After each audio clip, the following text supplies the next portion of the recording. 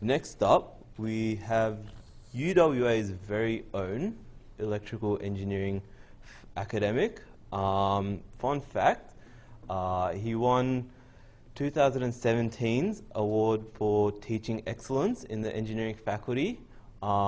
Please join me in presenting the Professor Tyrone Fernando.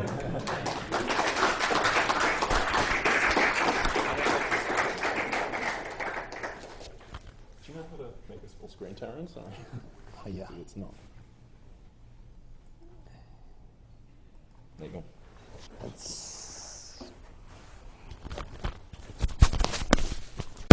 All right, thank you for that. I didn't know I was that popular.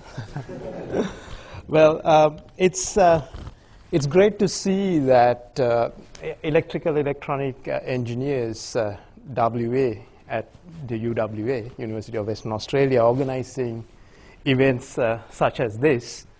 And I'm very pleased to take part in this discussion on future of power engineering.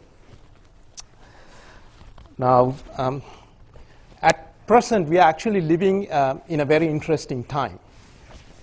The world is actually undergoing the biggest energy transformation since the Industrial Revolution in the early 1800s.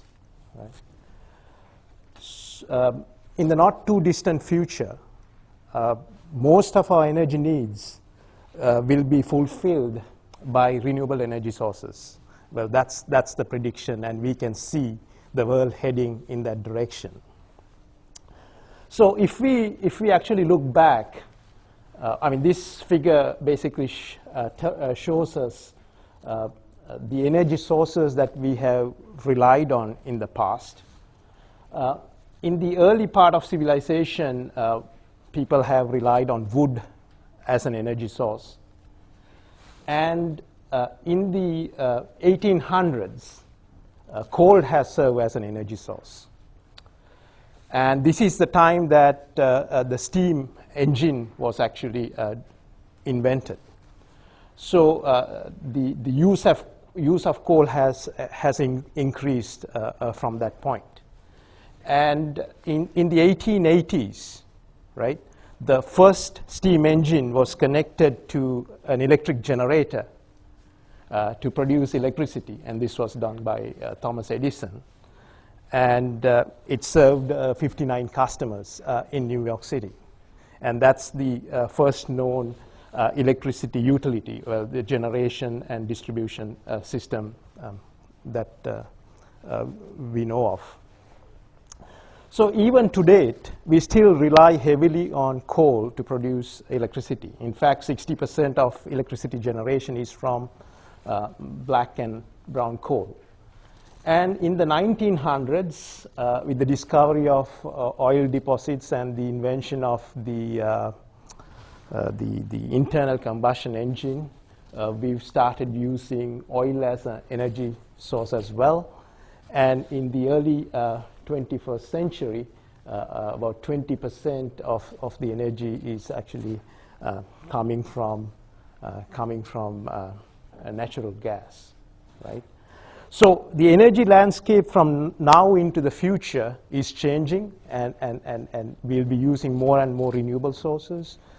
And the forces that are driving that is the depletion of fossil fuels, and also the policies on climate change to reduce carbon emissions. Now, around the world, about 170 countries have set up renewable energy targets, and those countries also have policies to encourage a new technology development in renewable energy.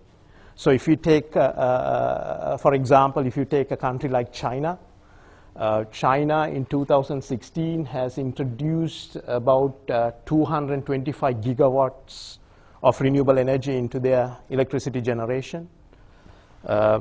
A heavy investment is going on to develop technologies. I mean, at present, 60% of solar panels is generated by China. If you look at a country like India, India has a huge population, about 1.3 billion, slightly below China. Now, it's a rapidly developing economy, so it is predicted 25% of the energy consumption in the world will actually come from India. And India embraces clean energy, renewable energy. So India is also planning to increase their renewable energy generation 3 times the current value by 2022, not in the near future. Then other countries like Denmark, right, has ambitious plans for renewable energy. They, by 2050, they plan to generate 100% of their energy from renewable sources, 100%. That includes all the energy needs. Consider a country like Iceland. Even right now, 100% of electricity generation in Iceland is from renewable energy sources. So many of the European countries are very active in the renewable energy space, and a lot is happening. And also at present in the world, about over 1 billion, about 1.2 billion people are without electricity, some in African countries. And renewable energy can play a huge part and will play a huge part. So still maybe 20% of the population still need energy, electricity, and power engineers like you guys have a big role to play in making sure everybody in the world actually have access to energy. So what is the situation in Australia? Well, in Australia is committed to renewable energy. Australia has set what you call the renewable energy target, RED. By 2020, 33 gigawatt hours to be produced by renewable sources. And at present, we are halfway towards achieving that target. So what is happening in Australia? Well, in 2017, well, that picture shows what happened in 2017. So if you look at Queensland, 693 megawatts generated by renewable sources with an investment of about 2.2 billion, creating 1,680 jobs there. Something in New South Wales, again, 1 gigawatts of renewable energy with about 2.1 billion investment, 1,170 jobs there, right? So as you can see here, there is a lot of investment that has gone into 2017. In total, 3.5 in the whole country, 3.5 gigawatts coming from renewable energy with about 7.4 billion investment, creating over 4,000 jobs. So a lot of skill is required in this space. That's what this picture is showing us. It's some document produced by the Clean Energy Council. Well, what do we have right now in Australia? Well, still 83% comes from burning fossil fuels. That's how we generate electricity. 17% from renewables. And if you look at the renewable mix, we can see hydro dominates there, about 42%, and about 30% from wind, and also some amounts coming from large-scale solar PV. And this will change, right? By 2020, when we reach the renewable energy target, then higher, about 23% of the energy, quarter of the energy will come from renewable energy sources. Well, this picture shows the current and the proposed capacity. So you can see on the on the vertical axis, that's the generation capacity. On the horizontal, we have the different technologies to produce electricity. So the first bar curve, we can see majority of the energy is being generated by coal. And orange states that existing less than known withdrawals. So those are some of the coal plants that will be retired soon. Obviously, if you're retiring those, then it has to be compensated by some other energy sources. So You can see light blue is the proposed. You can see solar and wind generation will increase to actually compensate for that. So that's what's on the cards right now for Australia. So here we see a picture of the electric grid in Australia, right? So we can see several interconnected systems. In Perth, we see the, we belong to the Southwest Interconnected System, and Laurie also talked about the rest of Western Australia where Horizon Power is managing. And you can see up the north, we have the Northwest Interconnected System where some of the mining towns are connected there.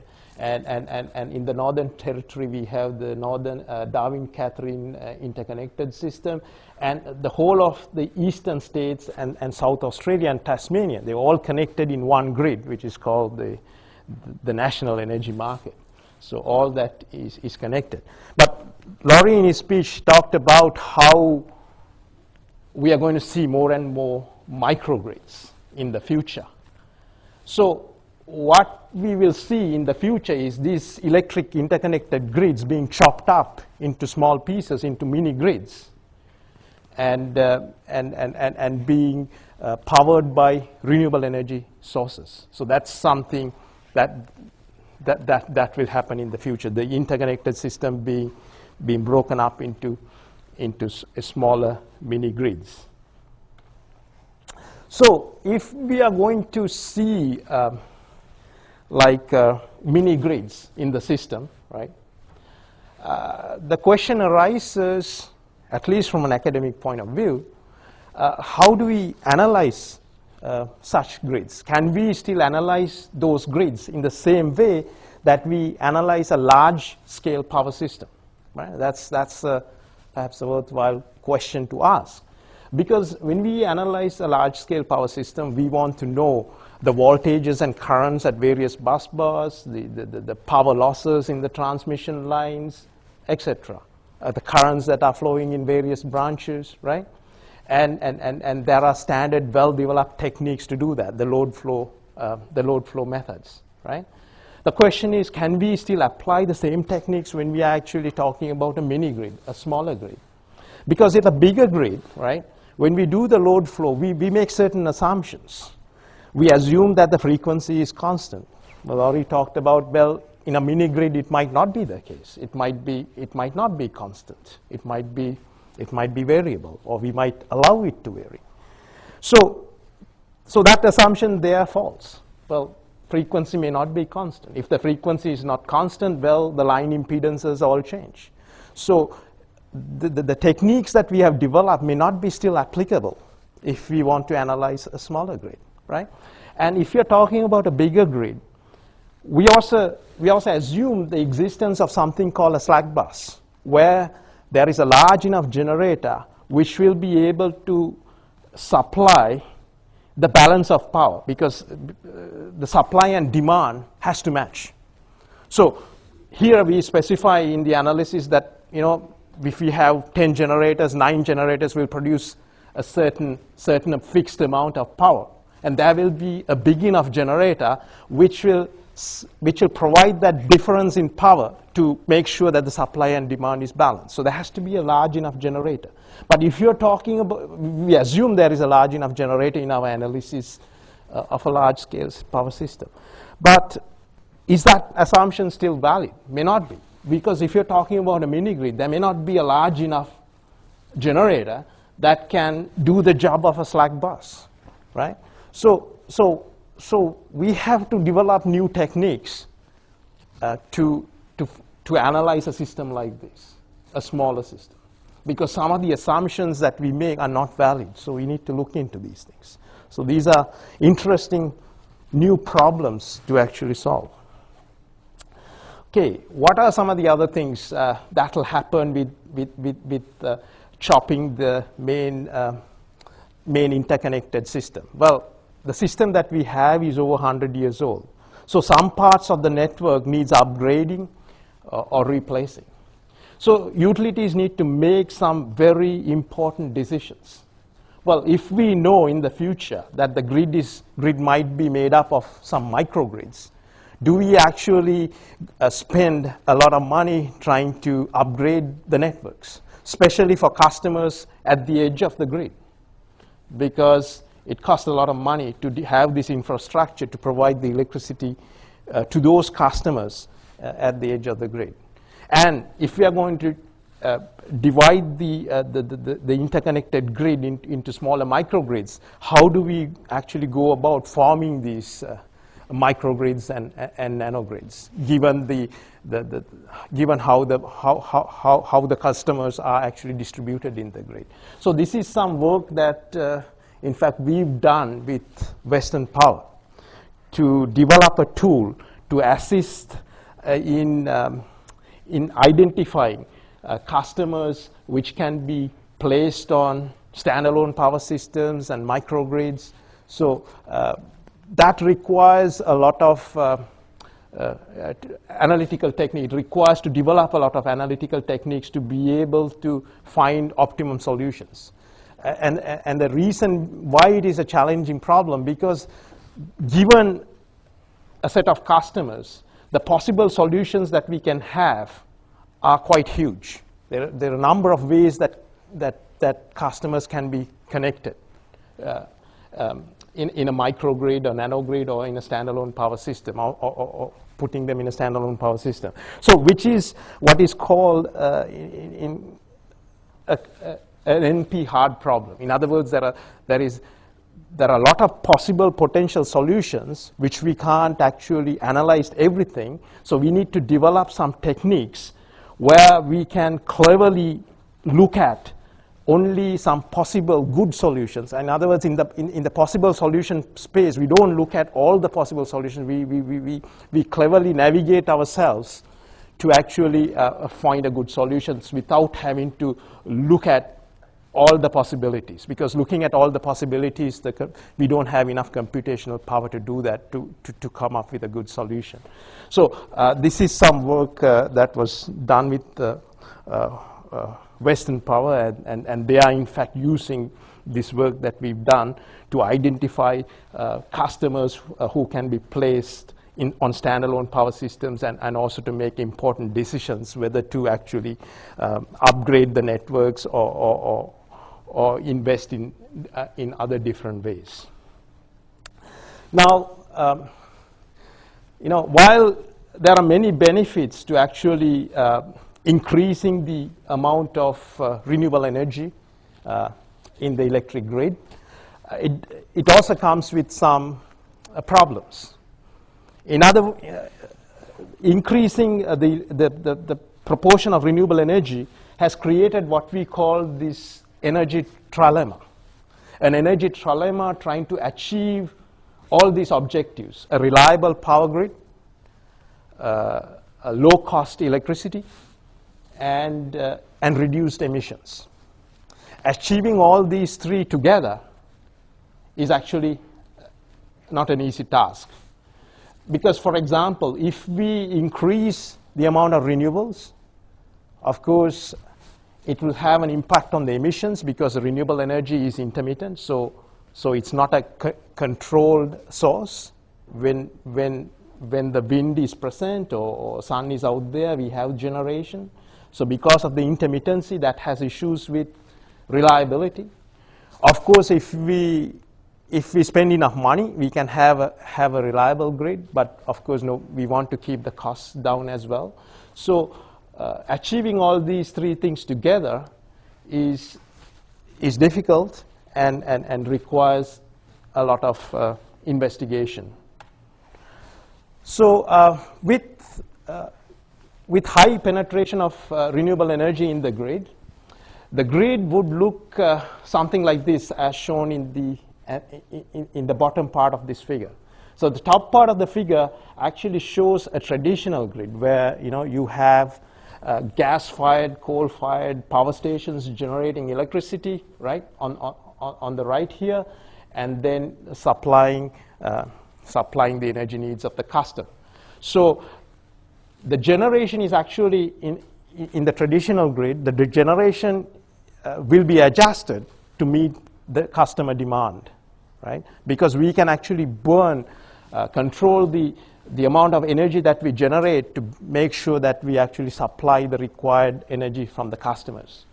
Now, in the future, if we're going to see more renewable energy, then of course renewable energy is intermittent, so we're going to lose that control we have on the generation, right?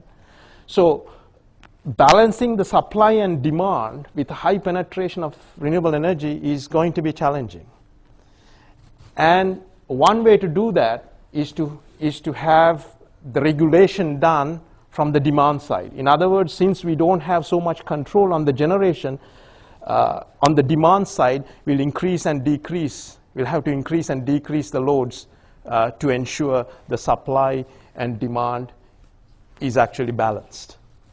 Right? So that is something different to actually balancing the supply and demand by increasing and decreasing the generation. So this is also some interesting, this requires quite a lot of investigation to ensure that this is something that can be made reality. So if we consider an industrial plant, right? So industrial plant that can increase and decrease the load, because it's by increasing and decreasing the load that we plan to actually balance the supply and demand of electricity. We need to identify what we call switchable loads and critical loads. So the critical loads are loads that needs to be kept on to ensure that the operation is uninterrupted. Switchable loads are loads that you can turn on and off, having that flexibility without interrupting the production of that industry. So if an industry has, let's say, these flexible loads and also has the capacity to store energy, right? So to regulate the load, in one extreme, all the switchable loads can be turned on. The batteries can be charged, so you run at the maximum load. On the other extreme, all the switchable loads can be turned off, and the batteries can provide some of the power required for the critical loads, right? So the industries can actually, with this capability, can provide some regulation. And for providing that regulation, the industry also can get economic benefits, right? So how to switch on these critical loads, whether to turn on the battery, whether to charge the battery or discharge the battery, I mean, that's an optimization problem which needs to be solved, right? Which needs to be solved and incorporated in a device so that correct action can be taken in real time, right? And those optimizations obviously has to do with the cost of electricity, the amount of economic benefit that can be received by providing that regulation, etc. So with the introduction of renewable energy, there are new challenges, some problems that are there. While there are many benefits in terms of reduced emission, addressing the depletion of fossil fuels, etc., it also comes with some new challenges and requires solutions and requires young minds like you all to actually provide these solutions. So I think I'll leave it there. And